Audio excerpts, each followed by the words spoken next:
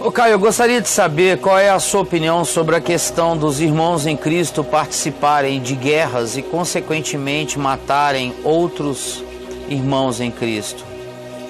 Me ajude a entender isso, Caio. Não tem muito o que entender, né?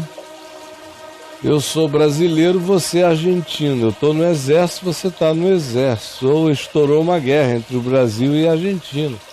Tem crente lá, tem ateu lá, tem tudo lá, como tem aqui, nas mesmas diversidades. Quem se engajou vai à guerra. E se for a guerra, não é nada pessoal, não é? Não é porque eu odeio a Argentina, é porque a causa seja, eles querem nos invadir, nós vamos nos defender, ou eles tomaram algo que seja nosso e nós vamos reaver como nação. E você tem a liberdade de ir ou de não ir. Se você não for considerado pela legislação nacional um desertor, seja um desertor por uma questão de consciência. Eu, por exemplo, não tem nada que me fizesse ir a uma guerra na qual eu não cresce que houvesse uma justiça mínima de defesa própria. Guerra de ataque, guerra para tomar, guerra de conquista, guerra de supremacismo, não tem ninguém no mundo que me fizesse ir a ela. Assim como eu não vou a nenhuma briga, a menos que seja aquela que eu seja obrigado a lutar para defender minha casa, minha mulher, meus filhos e meus netos. Então eu não sei por que o pessoal tem conflito com isso. Cada um escolhe a causa na qual quer ir. O Muhammad Ali, no tempo do Vietnã, campeão olímpico, ia ser o campeão imbatível de boxe por mais tempo na história humana. Mas ele não cria naquela causa, ele tinha outras convicções e não foi. Pagou o preço de não ir. E fez muito bem não ter ido.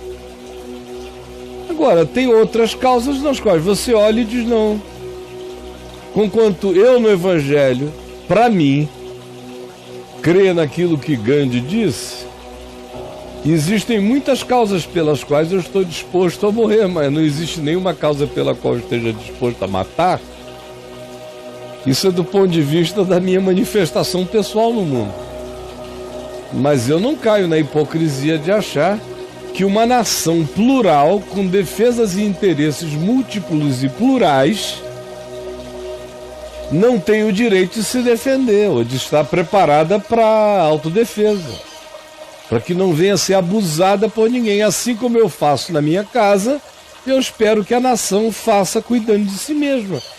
E não vejo nisso nenhum problema, porque o grande problema não é se o tiro que saiu daqui, nessa conflagração de guerra, matou um cristão do lado de lá. Podia ter matado qualquer ser humano, é igual.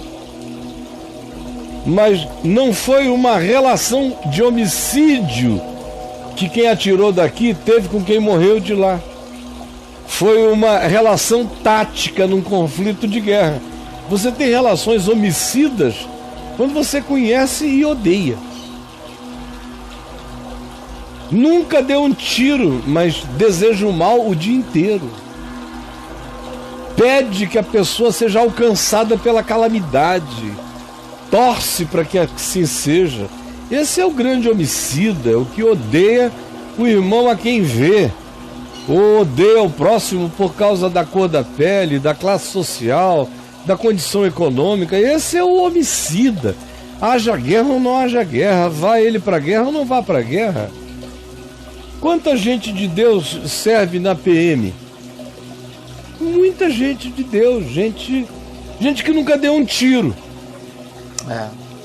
E que quer passar pela PM sem dar um tiro. E eu conheço muitos que passaram, que não se corromperam e que não precisaram dar um tiro, exceto às vezes tiro de advertência, para imobilização, para parar um processo. E conheço outros que já vieram tão angustiados, pastor Caio, numa troca de tiros, eu defendendo lá, do lado da polícia, morreu um rapaz. O cara chega chorando. Quantos já me aproximaram assim?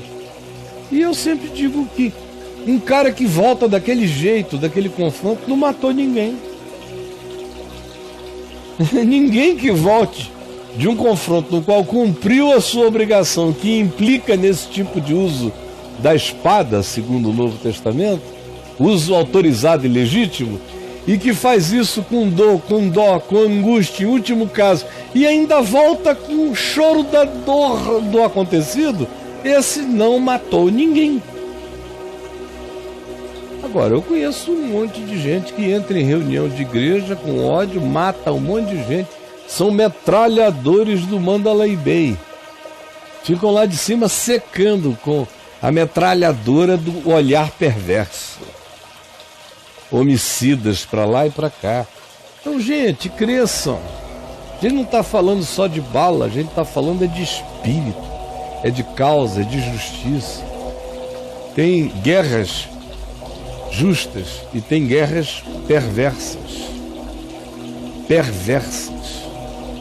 Então, entra aí no meu site, escreva guerra. Você vai ver a quantidade de guerras, desde que eu comecei a escrever o site, em relação às quais eu me insurgi, porque isso é uma guerra burra, injusta, idiota, dessignificada.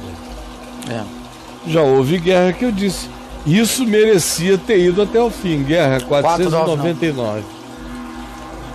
Claro que eu estou falando aí de muitos tipos de guerra, não só desse tipo de guerra formal e de belicosidade nacional e embandeirada pelas insígnias da oficialidade. Eu estou falando aí no portal de muitos tipos de guerra.